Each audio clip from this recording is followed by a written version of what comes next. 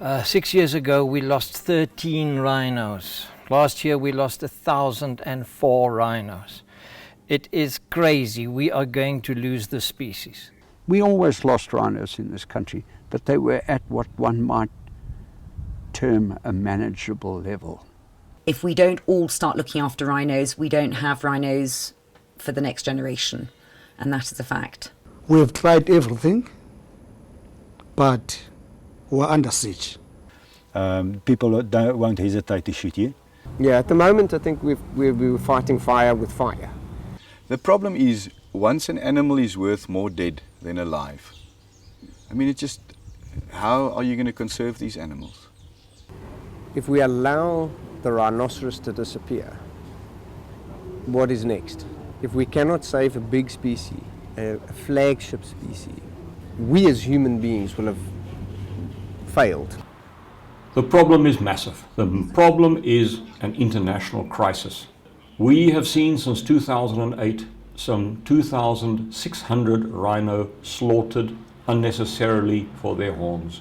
We have seen some 930 million rands worth of assets stolen from our country.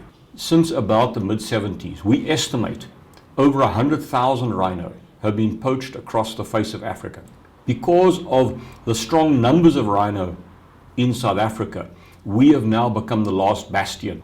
As a direct result of the slaughter of our rhino, provincial, private and national parks are severely affected, which is detrimental, obviously, to the rhino and to all of the support economics that go behind rhino conservation.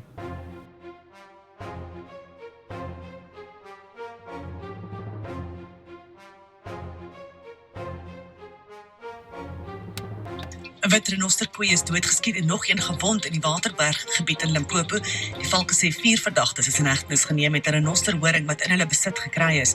Meer as 37 renosters is sover gestroop in die eerste 42 dae van die jaar.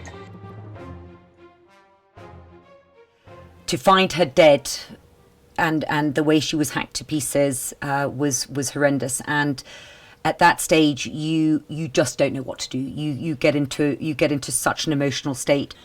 And probably even more traumatic is to find a little 11-month-old baby that after nearly 24 hours is still alive in the bush. When it eventually died, we brought the vet in and we decided to try and understand why it had died. And the bullet had basically gone in very low in the chest and had ricocheted off the rib and gone through every organ of its body. The vehicles get sorted out and all that sort of stuff. Here we go. We were very lucky that our second rhino poaching that happened in 2012, they shot the mother. It was a miracle that the mother's baby, which was 18 months old, was not shot. We don't understand how it survived. In fact, he's named Max and he's called Lucky Max because he survived. We had to make a plan. If something like that happened again, how would we react? We also had to start looking at bringing in rhino security, which we did, but obviously it's incredibly expensive. So unless we as a community were prepared to start looking at the whole area, there was no way that any one of us in the Waterberg were going to be able to stop the poaching. You know, even though Save the Waterberg Rhino started, it is going to be 2 or 3 years until we have the funding to really lock down our area and shut it off to poaching.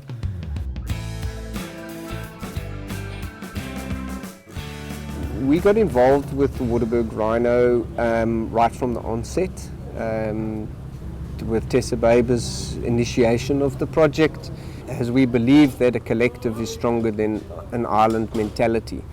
The rhino and the survival of the rhino goes beyond simply the rhino. There's so much more to it, and there are many components of our industry, be that the pure wildlife industry, breeding and selling of animals, its associated activities and tourism and hunting are all affected by the rhino situation. So there are many dependents on those industries. So if the rhino is affected, so are so many others, and it goes down to the grassroots at the community level. Save the Waterberg Rhino is an NGO and as well as a PBO. And our sole purpose for existing is to benefit the community. We run various projects. One of them is environmental education, which I believe you have to win the hearts and minds of the people before you can win the war. So we've got a program running in the local townships where we collect school kids, take them out to the reserves, show them rhinos in the wild. A lot of them have never obviously been on a game reserve, let alone see a live rhino. We also run a training program. This year we trained 26 anti-poaching rangers. It's a year course. It's nearly like military training. Well, you know, rhino poaching is it's such a high-priced industry today. It's so much money involved. So your people has to be trained very well. We've got a military specialist who's doing all our training for us. You know, from firearm trainings all the way up. Of course, you know, all these syndicates they're very well trained and they know what they're doing. They're not stupid. You know, doing any anti-poaching work is a very dangerous job to do today. People won't hesitate to shoot you. People, they don't care. They come in with AK-47s, high caliber rifles, and their aim is just to get a horn. They don't mind. They won't hesitate to pull that trigger. Equipment that we use during our anti-poaching operations, first of all, your ranger has to be kitted out. These guys sometimes stay in the bush for 2 to 3 weeks. A bit more high-tech equipment like night vision cameras, thermal cameras to see at night, because the poachers, they love the night, and even our local police force sometimes don't have the capacity and the equipment to do their job. So we support them. We've got a trailer that's kitted out to do roadblocks. It's got all the traffic signs in. It's kitted out. We've got radios in it, so if we do get to a crime scene, that we can have comms. We currently have a rhino sniffer dog in training. His name is Vito. He's a 12-month-old German Shepherd. He'll only be the 5th rhino horn sniffer dog in the country, and he will be then deployed at the roadblocks. And Vito is able to smell rhino horn if it is hidden away in the vehicle. He'll also be trained to smell out arms and ammunition. Vito will be a big help at the roadblocks. I don't necessarily know at this point if we are going to have rhinos in 15 years as we know them in these wild open spaces. We will have rhinos perhaps in very intensive protected areas. It really does depend on how the world can go forward in finding a solution for the rhino. We need to get our own house in order.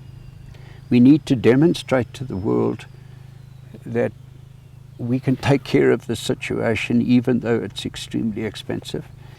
I'm not of the school that believes that we're going to see the rhino become extinct.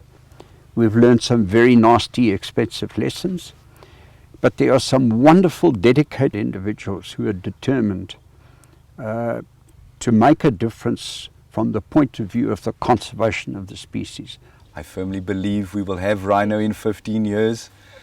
All you have to say is not on my watch. We won't lose these animals on my watch. You know, I can only say that we are now in the final chapter, because if we don't get this right in 10 years, it's all over.